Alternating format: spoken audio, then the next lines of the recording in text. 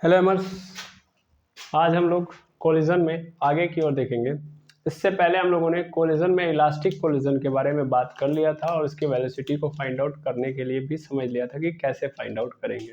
ठीक है, तो आई होप सब लोगों ने देख लिया होगा कि अगर मान लो मैं v1 निकाल रहा हूँ तो v1 निकालते वक्त क्या आया था मेरा, वो आया था m1 u1 minus m2 u1 plus 2 m2 u2 upon पूरे के नीचे m1 प्लस m2, यही आया था। आई होप आप लोगों ने पिछले वीडियो में देखा होगा, तो पिछले वीडियो में जब आप देखे होंगे तो ये यही था, मतलब यही था आपके सामने। फिर v2 अगर निकाला गया होगा तो v2 अगर निकाल रहे हो आप तो यहाँ पे बस चेंज क्या होगा, ऐसे हो जाएगा कि ये m2 हो जाएगा और m2 u2 हो जाएगा माइनस m1 u2 प्लस यहाँ पे m2 u1 अपॉन पूरे के नीचे m1 प्लस m2। ये आपको कोरिस्पॉन्डिंग में मिलेगा देखने के लिए। ठीक है, सॉरी यहाँ पे m2 नहीं रहेगा, यहाँ पे m1 रहेगा। ठीक है, बाकी वहाँ पे सही है कि वहाँ पे 2 m2 u2 था, तो यहाँ पे सब सही है। बस यहाँ पे थोड़ी बहुत दिक्कत आपको नज़र नहीं आनी चाहिए, लेकिन मैं आपको एक समझ करके फार्मूला दे देता हूँ कि ये फार्मूले किससे बढ़िया है, आप आइसोलेट कर लो। आइसोलेट का मतलब v1 इज इक्वल टू, यहाँ पे अगर आप चाहो तो u1 कॉमन ले सकते हो, तो m1 माइनस m2 और बगल में क्या हो जाएगा u1 और प्लस यहाँ पे 2m2 u2 2m2 u2 हो जाएगा। और पूरे के नीचे m1 प्लस m2 है, तो ये m1 प्लस m2 मैं इसको भी दे सकता हूँ और इसको भी दे सकता हूँ, नहीं दे सकता हूँ, तो मैं इसको डिनोमिनेटर बना दूंगा सबका। यानी यहाँ पे हो जाएगा m1 माइनस m2 और यहाँ पे हो जाएगा u1 अपॉन पूरे के नीचे m1 plus m2 plus 2m2 u2 upon पूरे के नीचे हो जाएगा m1 प्लस m2। ठीक है, ये बात क्लियर है? बिल्कुल सर। उसी तरीके से मैं अगर v2 निकालूं, देखिएगा ये कट गया m1 प्लस m2। इसी तरीके से मैं अगर v2 निकालूं तो क्या होगा मेरा, सेम कंडीशन में बस u2 कॉमन कर लो, यानी m2 माइनस m1 इंटू यहाँ पे क्या हो जाएगा u2 अपान पूरे नीचे m1 प्लस m2 यहाँ पे प्लस 2m1 और यहाँ पे हो जाएगा आपका बगल में, अच्छा ये u2 को बगल में कर लो, यहाँ पे u1 को भी बगल में कर लो, यहाँ पे u1 को, तो इसी तरीके से ये भी इधर हो जाएगा u2 और यहाँ पे हो जाएगा u1 upon m1 plus m2। हो गया, बगल में करो ना करो फर्क नहीं पड़ता, बस वैसे ही मैं कर रहा हूँ।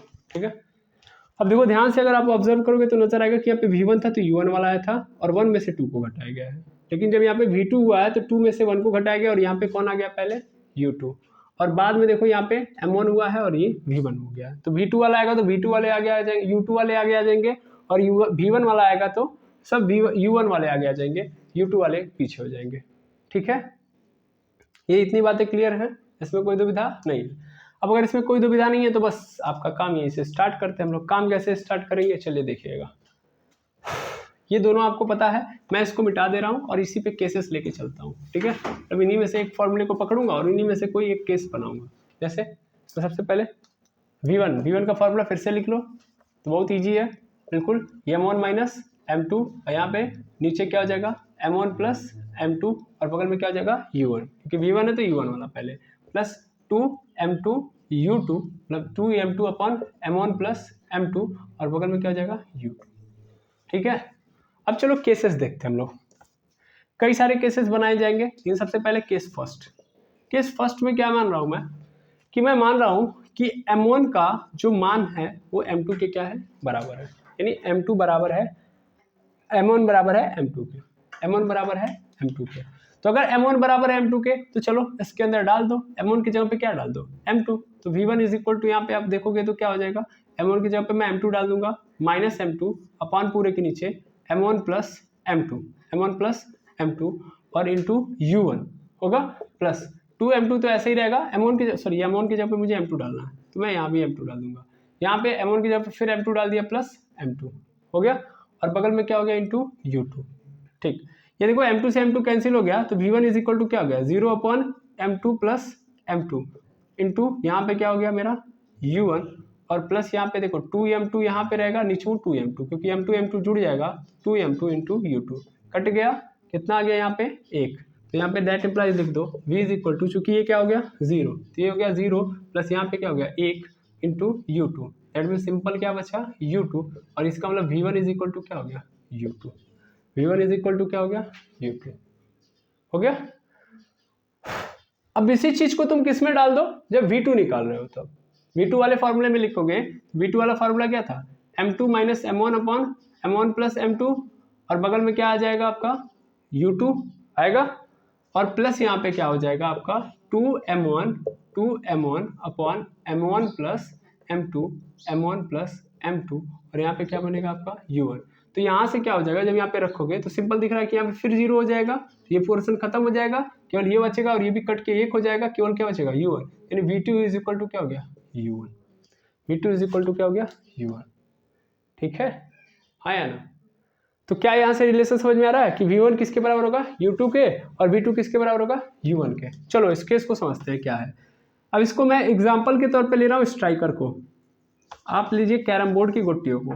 कैरम बोर्ड के अंदर बाकी तो नॉर्मल जो होते हैं वो नॉर्मल होंगे, नॉर्मल जो होते हैं उनको क्या बोलते हैं, जिसको आप बोलते हैं कि 10 वाला है, 20 वाला है, ब्लैक एंड क्या बोलते हैं, रेड नहीं होता, रेड तो क्वीन होती है, एक ब्लैक होता है और एक क्या होता है वाइट होता है, और फिर स्ट्राइकर आपका रेड कलर में, सॉरी रेड कलर में नहीं होता है, येलो कलर में या किसी भी कलर में होता है, ठीक है ना, किसी भी पिंक में हो, बैगनी में हो, उससे मतलब नहीं है।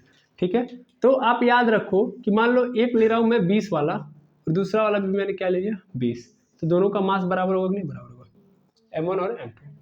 अब सपोज कर लो ये M1, मान लो ये M1 U1 की स्पीड से चल रहा है, और ये दूसरा वाला जो 20 वाला है ये किस स्पीड से चल रहा है U2 की स्पीड से, और इस डायरेक्शन में जा रहा है U2, है ना, U2 स्पीड का मतलब मैं मान लूंगा कि ये क्या है 0 है, शुरुआत में ये रुका हुआ है, भाई दोनों स्ट्राइकर नहीं के साथ टकराने वाले हो, तो नॉर्मल एक्सपेरिमेंट करना है तो सिंपल इस वाले को 0 मान लो, ये रुका हुआ है, ये जाके उससे लड़ेगा, इससे टकराएगा, तो ये चुपचाप रुका हुआ है और ये जाके उससे टकराएगा।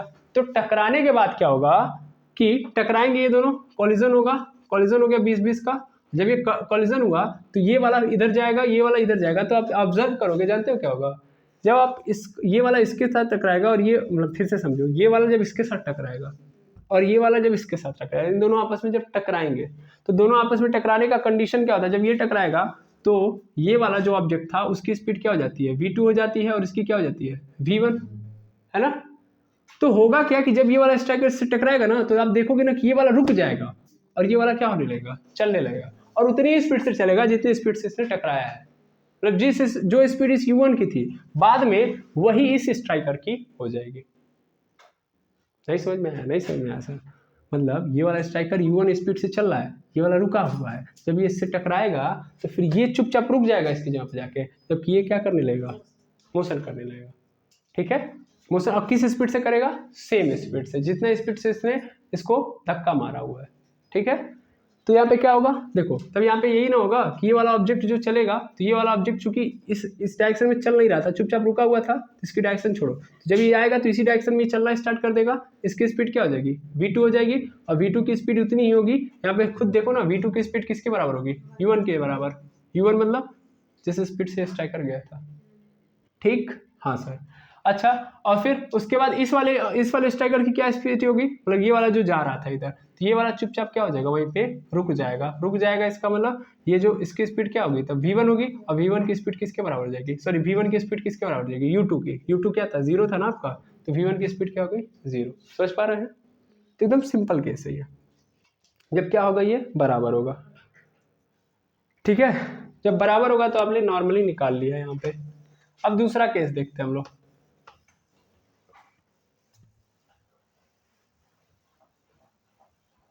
अब केस नंबर 2 देखते हैं। केस नंबर 2 में क्या होगा, केस नंबर 2 मतलब मैं मान लेता हूं कि जो M1 है वो बड़ा है M2 से, M1 जो है वो क्या है बड़ा है M2 से, तो अगर M1 बड़ा है M2 से दैट मीन्स इस बार क्या हो रहा है, M1 का मतलब जब बड़ा कर दिया तो इसका मतलब स्ट्राइकर है, इस बार तुमने किसको ले लिया स्ट्राइकर को, और दूसरी जगह पे क्या ले लिया 20 वाली गोटी, तो सीधा मतलब है कि इन दोनों के में M1 यानी स्ट्राइकर का द्रव्यमान क्या होगा बड़ा होगा। अब हो क्या रहा है कि स्ट्राइकर जाके हिट करेगा इस गुट्टी को, कहने का अर्थ यह है। ठीक है, तो स्ट्राइकर जाके क्या कर रहा है हिट कर रहा है 20 वाली गुट्टी को, तो क्या होगा, केस ये है, समझ में आ रहा है ना। तो सिंपली आप जब केस देखोगे तो आपको भी पता है, मान लो ये U1 स्पीड से जाएगा, ये वाला किस स्पीड में रहेगा U2, और U2 मतलब ये किस में है रेस्ट में है, U2 मतलब ये किस में है रेस्ट में, सिंपल बात है U2 क्या है इसमें रेस्ट में है। जब ये इससे टकराएगा, टकराने का मतलब ये रहा स्ट्राइकर, स्ट्राइकर इससे टकरा गया, ये स्ट्राइकर है, ये 20 वाली गुट्टी है। जब ये इससे टकराएगा तो क्या होने की पॉसिबिलिटीज आप खुद बताइए। ये स्ट्राइकर फिर हिट दौड़ेगा, मतलब मूव करेगा इसी डायरेक्शन में जिस डायरेक्शन में स्ट्राइकर ने इसको हिट किया होगा। सिंपल केस तो यही बनता है ना। अरे हाँ ना बोल दीजिए, ठीक है। चलिए देखिएगा, तो ये हीट करेगा, तो हीट करने पे होगा क्या सिंपल केस में कि ये जो होगा इसकी स्पीड होगी इस स्ट्राइकर से थोड़ी सी क्या हो जाएगी, ज़्यादा होगी, थोड़ी सी ज़्यादा, थोड़ी सी, मैंने फिर से बोला थोड़ी सी ज़्यादा। मतलब मान लो अगर इसने 20 की स्पीड में पुश किया होगा, 20 की स्पीड में, मान लो ये 20 की स्पीड में स्ट्राइकर इस 30 वाली गुट्टी 20 वाली गुट्टी से टकराता है, तो इसकी स्पीड 100% क्या हो जाएगी, 30, 100% मतलब उससे बढ़ जाएगी। कहने का मतलब यहाँ पे ही है। अब ऐसा नहीं कि 20 की स्पीड में 30 हो जाएगी, ऐसा पॉसिबल नहीं कर रहा हूँ, मतलब मैं बता रहा हूँ आपको कि स्पीड क्या हो जाएगी इसकी, ज़्यादा होगी। ठीक है, ये कहानी आपकी बनेगी। क्लियर है? बिल्कुल सर। अच्छा, स्ट्राइकर क्या रुक जाएगा? नहीं, स्ट्राइकर मारने के बाद तुरंत नहीं रुकता है। यहाँ पे देखिएगा, यहाँ पे सब केसेस वैसे नॉर्मली एक्सपेरिमेंटली आपको ज़्यादा क्वेश्चन जब आएंगे तभी करेंगे आप, तब ज़्यादा मजा आएगा। यहाँ पे बस मैं ऐसे जनरल ऑब्जर्वेशन आपको समझा रहा हूँ कि यहाँ पे ऐसा नहीं कि स्ट्राइकर इसको मारेगा और स्ट्राइकर तुरंत किस में चला जाएगा, रेस्ट में। स्ट्राइकर इसको मारेगा, ये जाएगा दौड़ेगा, लेकिन स्ट्राइकर की स्पीड भी क्या रहेगी, कुछ समय तक कुछ ना कुछ रहेगी। ठीक है, हाँ ये समझना है, बस ये समझते रहो कि ये होता है जब बराबर होता है। जब बहुत बड़ा हो गया तब केस 3, केस 3 में क्या हो गया कि जब बहुत बड़ा हो गया, यानी M1 बहुत ज़्यादा बड़ा हो गया M2 से, तब तो M1 अगर बहुत बड़ा हो गया, बहुत बड़ा होने का मतलब क्या है, सिंपल मतलब है, यहाँ पे आप लोग एग्जाम्पल ले लो, आप एग्जाम्पल ले लो बाइक का और एक स्टूल का। स्टूल में प्लास्टिक वाला स्टूल है या टेबल मान लो, सॉरी स्टूल गलत होता है, टेबल, ठीक है ना, प्लास्टिक का टेबल है। अब बाइक जा रही है और अचानक से उसके सामने रास्ते में क्या गया, प्लास्टिक का टेबल। सपोज कर लो बाइक की स्पीड क्या है, u1 है और टेबल की स्पीड क्या है, 0। तो होगा क्या कि जब ये टकराएगा ये बाइक से, कौन, टेबल, तो टेबल की स्पीड दोगुनी हो जाएगी। क्या हो जाएगी, दोगुनी। दोगुनी मतलब जिस स्पीड से आया था उसका दोगुना स्पीड इस टेबल का हो जाएगा। बाइक की अगर स्पीड इस समय 20 किलोमीटर पर आवर थी, तो टेबल जब मोशन करेगा तो कितना हो जाएगा उसका, 40 किलोमीटर पर आवर। ये केस नंबर 3 है। ठीक है, अच्छा केस नंबर 3 भी समझ में आ गया। केस नंबर 4 फटाक से समझ लेते हैं हम लोग। केस नंबर 4, ये सब प्रैक्टिकल एग्जांपल में आपको समझ में आएंगे, तो अब मैं प्रैक्टिकली कराऊं तब अपने आप आपको समझ में आ जाएगा। मान लीजिए M1 छोटा है और इस बार कौन बड़ा है, M2 बड़ा है। तो अगर M2 बड़ा है तो फिर क्या होगा, तो अगर M2 मोशन कर रहा है, ध्यान दीजिएगा हर बार क्या था कि M2 इस बार रेस्ट में था, इस बार क्या, सॉरी M2 अभी भी रेस्ट में रहेगा। फिर से मैं बता दूं, यहाँ भी रेस्ट में था, यहाँ भी रेस्ट में था, यहाँ भी, इन तीनों कंडीशन में मैंने M2 को क्या रखा है, रेस्ट में। चला किसको रहा हूँ मैं, M1 को। तो M1 यहाँ पे चलते हुए आ रहा है और यहाँ पे बड़ा सा क्या है, बड़ा सा क्या है, पत्थर है। अरे यार सिंगल समझते सकते हो तुम लोग, बॉल ले लो, सिंपल यही है। बॉल का मास M1 होता है और मैंने एक पत्थर देखा, पत्थर का इससे बहुत ज्यादा होगा द्रव्यमान, इसका मान लेता हूँ M2 है, वो चुपचाप रुका हुआ है। अब मैं पत्थर को क्या करूंगा, ऐसे मारूंगा। जब मैं मारूंगा तो मान लो अगर ये u स्पीड से गया है इस डायरेक्शन में, जब ये टकराएगा तो टकराने के बाद इसकी स्पीड क्या होगी, v1, और u1 और v1 क्या होंगे, बराबर होंगे, बस क्या हो जाएगा, निगेटिव डायरेक्शन हो जाएगा। यानी उससे जाएगा, टकराएगा और टकरा के क्या हो जाएगा, वापस आएगा, और वापस आने का मतलब निगेटिव डायरेक्शन। ठीक है, हाँ या ना? क्या चारों केसेस समझ में आ गए? सिंपल यही चारों केसेस, सब चारों को मैं एक एक करके लिख दे रहा हूँ ताकि आपको एकदम दिक्कत ना हो समझने में कि कॉलिजन में क्या क्या स्थितियां बन सकती हैं। तो जो जो स्थितियां बनेंगी आप उनको समझ लिए हो। यानी सबसे पहला केस फर्स्ट में क्या हुआ कि M1 बराबर है M2 के, तो M1 बराबर होगा M2 के, तो इसका मतलब क्या हो जाएगा कि V1 की स्पीड U2 के बराबर और V2 की स्पीड U1 के बराबर। ठीक है ना, हाँ या ना? ठीक। केस टू मैंने मान लिया क्या कि M1 बड़ा है M2 से, बहुत ज़्यादा नहीं बड़ा है, तो उस कंडीशन में क्या होगा कि M1 भी मोशन करेगा भाई, टकराने के बाद M1 भी मोशन करेगा और M2 भी करेगा, बट M2 की स्पीड क्या होगी, स्पीड M1 से ज़्यादा होगी। है ना, ज़्यादा होगी। ये बात आपको याद रखनी है। सब स्ट्राइकर का आप एग्जाम्पल खुद लिख के कर लीजिएगा, या प्रैक्टिकली आप खुद से एग्जाम्पल, यहाँ पे भी एग्जाम्पल ले लीजिएगा, यहाँ पे भी एग्जाम्पल ले लीजिएगा, ठीक है। एग्जाम्पल लिखवाने की जरूरत तो नहीं होनी चाहिए, मैं यहाँ पे लिखवा ही दे रहा हूँ ना। 20 वाली गुट्टी, 20 वाली गुट्टी, मैंने यहाँ पे लिया स्ट्राइकर, यहाँ पे 20 वाली गुट्टी, ठीक है। केस नंबर 3, केस नंबर 3 क्या है कि M1 कुछ ज़्यादा ही बड़ा है M2 से, तब M1 ज़्यादा बड़ा होगा तब क्या होगा, M1 ज़्यादा बड़ा होगा तो स्पीड दोगुनी हो जाएगी किसकी, M2 की। यहाँ पे दोनों मोशन करेंगे, यहाँ पे क्या होगा, यहाँ पे M2 को मैंने क्या लिया हुआ, रेस्ट, मैं यहाँ भी लिख दूँ M2 को अभी भी मैंने क्या लिया हुआ था, रेस्ट, यहाँ भी मैंने M2 को क्या लिया हुआ है, रेस्ट। सिंपल मतलब ये, M2 को बार बार मैं रेस्ट दे रहा हूँ, जरूरी नहीं कि रेस्ट में हो, ऐसा आप चाह आप मोशन करा के भी कर सकते हो, ठीक है। अब देखो M1 और M2 आपस में क्या है, बराबर है, सॉरी M1 बहुत बड़ा है M2 से, तो अभी इसका एग्जाम्पल क्या लिया जस्ट बताइए, इसका एग्जाम्पल क्या था, बाइक था, और बाइक और टेबल, प्लास्टिक वाला टेबल, ठीक है ना, तो बाइक प्लस टेबल लिया मैंने, तो इससे क्या होगा, स्पीड दुगनी हो जाएगी किसकी, M2 की, ठीक है ना, M2 की स्पीड क्या हो जाएगी, दोगुनी। तो यहाँ पे मैं लिख सकता हूँ कि टकराने के बाद M2 की स्पीड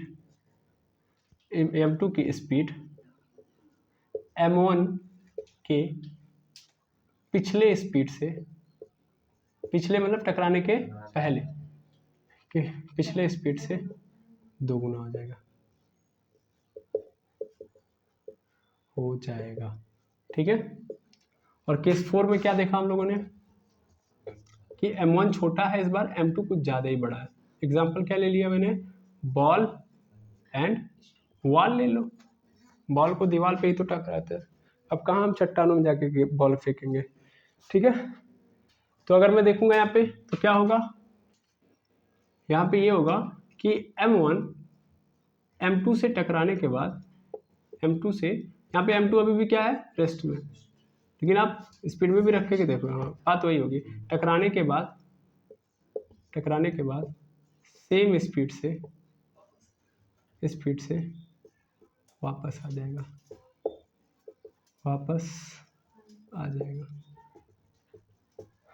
ठीक है। तो ये हो गया केस 4। तो आई होप ये चारों केसेस आपको समझ में आ गए होंगे, ठीक है। कोलिजन के ये चारों केसेस बहुत ही इंपॉर्टेंट है, इनको आपको समझ के रखना ही पड़ेगा, ठीक, क्लियर है, बिल्कुल सर। चलिए, तो इस आधार पे आपका कोलिजन खत्म होते हुए नजर आ रहा है, लेकिन प्रीवियस वीडियो में एक और चीज़ बचा हुआ था जिसको क्या बोलते हैं, बाद में उस समय हम लोगों ने छोड़ दिया था, लेकिन बाद में वो चीज़ें ध्यान पे आई थी, जानते हैं क्या, इसको तो मैंने, ये इलास्टिक कोलिजन था, इसका सभी केस समझा दिया। हम लोग परफेक्टली कोलिजन जब देख रहे थे तो वहाँ पे कुछ चीज़ों को हम लोगों ने छोड़ दिया था, हम लोग कैलकुलेशन किया था लेकिन थोड़ी समस्या आ गई थी, वो क्या थी उसको समझाते हैं। ये आप लोगों ने नोट कर लिया, बिल्कुल। अब देखिएगा परफेक्टली कोलिजन में क्या होगा, परफेक्टली इनइलास्टिक कोलिजन। तो परफेक्टली इनइलास्टिक कोलिजन क्या होता है, परफेक्टली इनइलास्टिक कोलिजन में आप लोगों ने पढ़ा हुआ है कि अगर मान लीजिए एक M1 मास का ऑब्जेक्ट है, एक M2 मास का ऑब्जेक्ट है, ये इधर से जा रहा है U1 स्पीड से, ये इधर से जा रहा है U2 स्पीड से, और ये टकराया, तो टकराने के बाद क्या हो जाएंगे, ये कंबाइंड हो जाएंगे, एक साथ जुड़ जाएंगे, कंबाइंड हो जाएंगे, और इनकी स्पीड क्या हो जाएगी, सेम v हो जाएगी। और यहाँ पे जब टकराएंगे तो यहाँ से मैक्सिमम एनर्जी लॉस होगी, तो क्वेश्चन यहाँ पे क्या हम लोगों ने छोड़ा था कि भैया हम तो ये देख लिए थे कि स्पीड v की वैल्यू कितनी होगी, लेकिन हम लोगों ने ये नहीं देखा था कि वो एनर्जी कितनी लॉस होगी, यानी मैक्सिमम एनर्जी कितनी लॉस होगी, उसको थोड़ा सा हम लोग देख लेते हैं, ठीक है। एक सेकेंड रुकेंगे, देखिएगा यहाँ पे हम लोगों ने देखा था कि भाई यहाँ पे क्या फॉलो होता है, यहाँ पे कंजर्वेशन ऑफ मोमेंटम तो फॉलो होता है, लेकिन कंजर्वेशन ऑफ एनर्जी फॉलो नहीं होती है। तो पहले कंजर्वेशन ऑफ मोमेंटम को अगर मैं फॉलो करवाऊँ तो क्या है कि M1 U1 और मतलब टकराने के पहले जो मोमेंटम था, तो टकराने के पहले अगर टोटल मोमेंटम निकालूँ मैं, तो M1 U1 plus M2 U2 वो बराबर होगा किसके बराबर होगा, M1 प्लस M2 मतलब टकराने के बाद जो मोमेंटम है, तो टकराने के बाद मोमेंटम ये होगा, और इसके बराबर हो जाएगा। यहाँ से मैं v की वैल्यू निकालूं तो क्या होगा, मेरा v की वैल्यू अगर निकाली जाए तो हो जाएगा m1 u1 plus m2 u2 अपान पूरे नीचे m1 प्लस m2। ये तो हम लोगों ने निकाल लिया था कि बाद में वेलोसिटी कितनी हो जाती है, ठीक। लेकिन अभी मैं इसी चीज को यहाँ पे एनर्जी के लॉस में देखता हूँ, ठीक है ना। तो एनर्जी के लॉस में अगर देखा जाए तो आप लोग ये जानते हो कि एनर्जी का लॉस कैसे हम निकालेंगे। एनर्जी का लॉस मतलब शुरुआत में कितनी एनर्जी थी और बाद में कितनी एनर्जी है, इसी के डिफरेंस से ही तो निकालेंगे। मान लो यहाँ पे हम जानते हैं कि अगर चूंकि एनर्जी कंजर्व है नहीं, अगर एनर्जी कंजर्व होती तो E1 बराबर E2 होता। मतलब E1 का मतलब टकराने के पहले एनर्जी और टकराने के बाद एनर्जी यानी E2, ठीक है। तो अगर मैं E1 में से E2 को घटाता यानी E1 में से E2 को घटाता तो क्या आता, 0 आता। कब, जब एनर्जी कंजर्वेशन होता है यानी एनर्जी कंजर्व होती है। यहाँ पे हमको पता है कि यहाँ पे एनर्जी लॉस हो रही है, कंजर्व नहीं होगी। यानी अगर मैं यहाँ पे E1 में से E2 को घटा रहा हूँ तो इसका मतलब 0 तो नहीं आएगा, इसका मतलब कुछ ना कुछ एनर्जी जरूर आएगी कि नहीं आएगी, बस मुझे वही निकालना है, ठीक है। चलिए सबसे पहले हम E1 फाइंड आउट करते हैं। E1 का मतलब टकराने के पहले ऑब्जेक्ट के पास कितनी एनर्जी थी। तो दो ऑब्जेक्ट थे, पहला था M1, तो M1 ऑब्जेक्ट की मैं बात करूं तो कितना इसके पास था, तो 1/2 M1 U1 का स्क्वायर, इतनी रही होगी काइनेटिक एनर्जी, मोशन कर रहा है तो। प्लस दूसरा वाला ऑब्जेक्ट, चूंकि दो ऑब्जेक्ट थे तो दोनों की एनर्जी लूंगा मैं, तो दूसरा वाला ऑब्जेक्ट 1/2 उस ऑब्जेक्ट की का मतलब M2 है मास और इसकी स्पीड U2, तो U2 का स्क्वायर हो गया। तो ये टकराने के पहले एनर्जी, मैं इसको लिख देता हूँ टकराने के पहले, before the energy before the collision, टकराने के पहले ऊर्जा या एनर्जी। अब E2 निकालूं मैं अगर, तो E2 का मतलब बाद में कितनी एनर्जी हो रही है, तो 1/2 मास कितना हो जा रहा है, M1 प्लस M2 हो जा रहा है, और इंटू वेलोसिटी का स्क्वायर होता है, तो वेलोसिटी क्या है v, तो v का स्क्वायर, यानी ये एनर्जी क्या हो गई मेरी टकराने के बाद, टकराने के बाद ऊर्जा हो गया। मुझे क्या निकालना है भैया, जब हमको पता है कि टकराने के पहले जो ऊर्जा है, टकराने के बाद जो ऊर्जा है, अगर मैं उसको घटाऊंगा तो कुछ ना कुछ ऊर्जा, चूंकि यहाँ पे रिलीज हुई तो बराबर तो होने वाला है नहीं, तो 0 तो नहीं आएगा, कुछ ना कुछ ऊर्जा आएगा, उसी को हमको निकालना है कि कितनी ऊर्जा यहाँ पे निकली है। और हम कैसे निकाल सकते हैं, तो हम पहली ऊर्जा में से बाद वाली ऊर्जा को घटाएंगे तभी पता चलेगा कितना कम हुआ है ऊर्जा, ठीक है। तो चलिए हमने ये पढ़ लिया, समझ लिया, अब हम इसको क्या करते हैं, अप्लाई करते हैं उस फॉर्मेट पे। वो फॉर्मेट क्या है, मुझे पता है कि लॉस एनर्जी जो होगी, लॉस एनर्जी वो बराबर होगी E1 माइनस E2 के। अब E1 का क्या था, 1/2 M1 U1 का स्क्वायर प्लस 1/2 अभी आप लोगों ने जस्ट किया है M2 U2 का square minus 1/2 M1 plus M2 into V का स्क्वायर हो गया। इसमें कोई दिक्कत नहीं। अच्छा 1/2 ऐसे ही रहेगा M1 U1 का स्क्वायर। पहली बात तो यहाँ पे देखोगे तो 1/2 में सब में से कॉमन ले सकता हूँ, क्योंकि तीनों में तो 1/2 कर लेते हैं बार, क्योंकि बार बार कौन लिखेगा इसको। तो M1 U1 का स्क्वायर प्लस यहाँ पे M2 U2 का स्क्वायर माइनस ये 1/2 तो जा ही चुका है, यहाँ पे बचा है M1 प्लस M2। अच्छा इंटू V का स्क्वायर।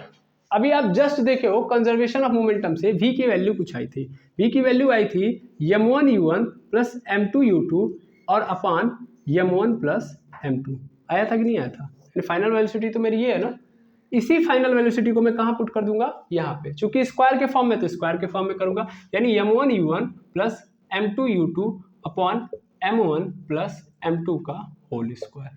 यही चीज मैंने यहाँ पे क्या कर दिया, पुट कर दिया, ठीक है। इसको आप नोट कर लीजिएगा, आप लोगों को मैं लिख के दे रहा हूँ, क्योंकि ब्लैक बोर्ड छोटा है इसीलिए हर चीज़ मैं यहाँ पे नहीं लिख पा रहा हूँ। 1/2 अब मैं यहाँ पे अगर देखूँ तो M1 U1 का स्क्वायर प्लस M2 U2 का स्क्वायर, यहाँ पे 2 है, यहाँ पे देखो M1 प्लस M2 से एक M1 प्लस M2 खत्म हो जाएगा, क्योंकि 2 है यहाँ पे, इसलिए एक केवल खत्म होगा, एक बच जाएगा, माइनस यहाँ पे M1 U1 plus M2 U2 का होल स्क्वायर पॉन पूरे के नीचे M1 प्लस M2, क्योंकि 2 था तो एक ही बचेगा। बिल्कुल यहाँ से फिर देखूँ मैं तो 1/2 M1 का स्क्वायर U1 का स्क्वायर प्लस 1/2 तो बाहर है यार, बार बार आ जा रहा है माइंड में, ये माइनस। अच्छा मैं ये चाहूँगा तो ये फ्रैक्शन में नहीं, तो फ्रैक्शन में नहीं है तो इसका क्या करूँगा, ये पूरे में मल्टीप्लाई कर देगा, किस में, M1 प्लस M2 इन लोगों में मल्टीप्लाई कर देगा, और सबके नीचे का डिनोमिनेटर कौन बन जाएगा, m1 प्लस m2 बन जाएगा। और इधर क्या हो जाएगा, m1 माइनस m1 u1 का स्क्वायर प्लस m2 u2 का होल स्क्वायर, दैट मीन्स इसको a प्लस बी के होल स्क्वायर से तोड़ देंगे। तो a प्लस बी के होल स्क्वायर से तोड़ेंगे तो क्या होगा, m1 का स्क्वायर u1 का स्क्वायर यानी m1 square u1 square plus m2 square u2 square plus 2 m1 u1 into m2 u2। होगा कि नहीं होगा, ये हो गया। अच्छा 1/2 ऐसे ही रहेगा। अगर मैं इसको देखूं तो मैं इससे मल्टीप्लाई करूंगा, इसका इसमें मल्टीप्लाई करूंगा तो क्या होगा मेरा, यहाँ पे इससे इसके साथ मल्टीप्लाई कर दूंगा तो m1 यानी ये क्या हो जाएगा, m1 का स्क्वायर हो जाएगा। देखिए m1 के साथ होगा तो m1 स्क्वायर u1 का स्क्वायर प्लस m1 का m2 के साथ हो जाएगा तो m1 m2 u2 का स्क्वायर। फिर इसी तरीके से m2 अप करेगा तो प्लस m2 m1 u1 का स्क्वायर। फिर यहाँ पे देखोगे m2 का यहाँ पे करूंगा तो मैं m2 का स्क्वायर u2 का स्क्वायर माइनस यहाँ पे ब्रैकेट ओपन करूंगा सब माइनस में चले जाएंगे यानी m1 का स्क्वायर u1 का स्क्वायर प्लस m2 का स्क्वायर u2 का square plus 2m1 m2 u1 u2 होगा। पूरे के नीचे क्या हो जाएगा यहाँ पे m1 प्लस m2।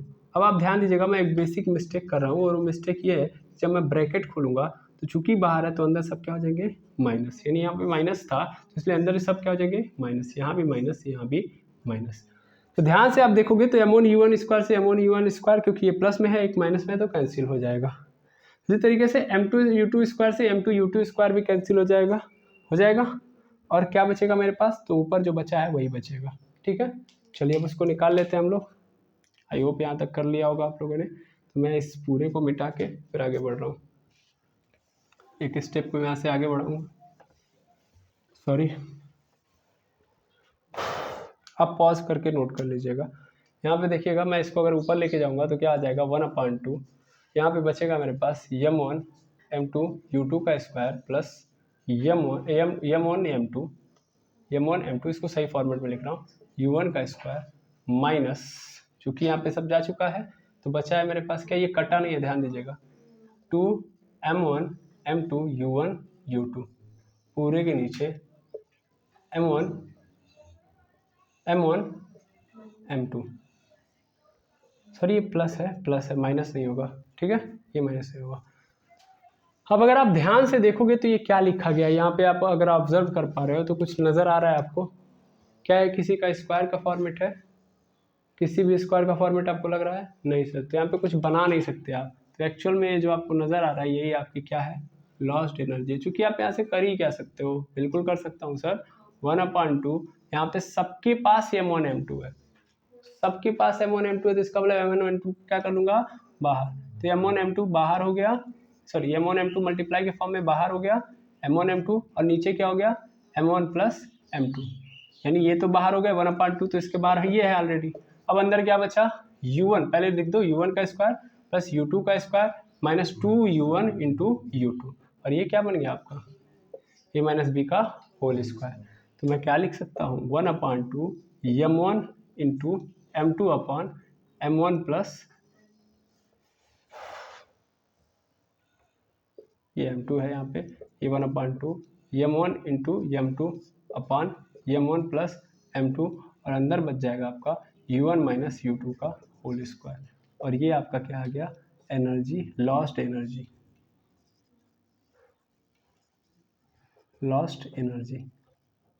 ठीक है, ये आपका आंसर हो गया। समझ में आया, ये हो गया आपका लॉस्ट एनर्जी।